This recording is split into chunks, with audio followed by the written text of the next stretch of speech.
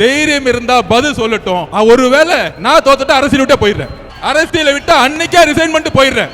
அப்படி தைரியம் இல்லைன்னா மாண்புமிகு உதயநிதி அவர்களே, தயவு செஞ்சு மேடையில என் கட்சியை பத்தியே பேசாதீங்க, கொள்கை தெரியலன்னு. நம்மளை பார்த்து மாநாடுல கொள்கையற்ற கட்சி தமிழக வெற்றி கழகம். நான் சேலஞ்ச் விடுறேன் உங்களை பார்த்து. இன்னைக்கு நீங்க உங்களுடைய திரு முதலமைச்சர் ஸ்டாலின் அவர்களே, திரு உதயநிதி அவர்களே, உங்களுடைய தொலைக்காட்சி சேனலுக்கே கூப்பிடுங்க, இல்ல சன் டிவிக்கே கூப்பிடுங்க. நான் வரேன்.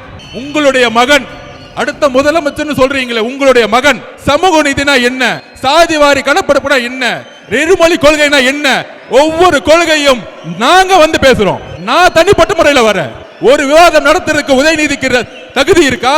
தகுதி இருந்தால் நான் இந்த சேலஞ்சுக்கு ரெடி. இது தமிழக வெற்றி கழகம் சார்பாக ஆதவர்ஜுனோ உதயநிதியும் நாம களத்துக்கு நான் பேசி கொடுக்க ரெடி. அப்படி ரெடி இல்லைன்னா தமிழக வெற்றி கழகத்தை பார்த்து கொள்கை தெரியாத ஒரு கட்சின்னு சொல்லாதீங்க. இன்னையோட பயந்துட்டு வீட்டை விட்டு வெளியே வராதீங்க. முதலமைச்சருக்கு ஸ்டாலின் அவருக்கு டைரக்டா சேலஞ்ச் கொடுக்கிறேன். உங்களுடைய மகனை ஸ்ட்ரைட்டா எந்த தொலைக்காட்சிக்கு வேணா அனுப்புங்க. கொள்கை ரீதியான எல்லா கேள்விகளுக்கும் அவர் என்ன வேணா என்ன பார்த்து கேட்கட்டும், நான் என்ன வேணா கேட்கிறேன். தைரியம் இருந்தா பதில் சொல்லட்டும். ஒருவேளை நான் தோத்துட்டு அரசியல் விட்டு போயிடுறேன், அரசியலை விட்டு அன்னைக்கே ரிசைன் பண்ணிட்டு போயிடுறேன். அப்படி தைரியம் இல்லைன்னா மாண்புமிகு உதயநிதி அவர்களே, தயவு செஞ்சு மேடையில் என் கட்சியை பத்தியே பேசாதீங்க, கொள்கை தெரியலன்னு.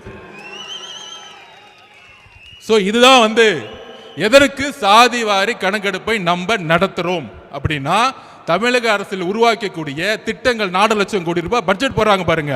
இந்த சாதிவாரி கணக்கெடுப்பு நடத்தும் போது தான் இன்னைக்கு SC ST மக்களுடைய கணக்கெடுப்பு அதிகமாக இருக்கு. இன்னைக்கு கிட்டத்தட்ட 27% மேல அதிகமாக இருக்கிறாங்க.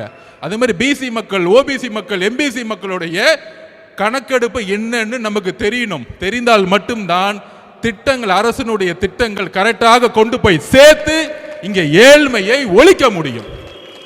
ப்ரொஃபஷனல் எஜுகேஷன் எங்கெல்லாம் கம்மியா இருக்கோ அங்க கொண்டு போய் சேர்க்க முடியும்.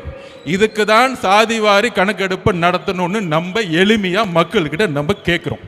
நம்பர் 1 இப்ப புரிஞ்சிச்சுன்னு நினைக்கிறேன். முடிஞ்சா புரியலன்னா மாண்புமிகு முதலமைச்சருக்கு நான் தனிப்பட்ட முறையிலேயோ எங்க கட்சியிலேருந்து நாங்க பேசுறது கூட ரெடியா இருக்கிறோம். ஏன் சாதிவாரி கணக்கெடுப்பு நடத்தணும்?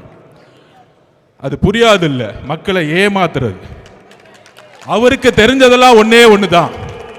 நம்ம அண்ணன் சொன்ன மாதிரி SST Stalin sir tax 30% commission அடிக்க மட்டும்தான் ஸ்டாலின் சார் ஐயா அவருக்கு தெரியும், வேற ஒண்ணுமே தெரியாது.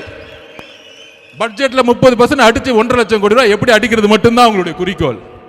அப்ப இன்னைக்கு அடுத்த பிரச்சனை என்ன? நம்ம குரல் கொடுக்கிறோம், சட்டம் ஒழுங்குடைய பிரச்சனை.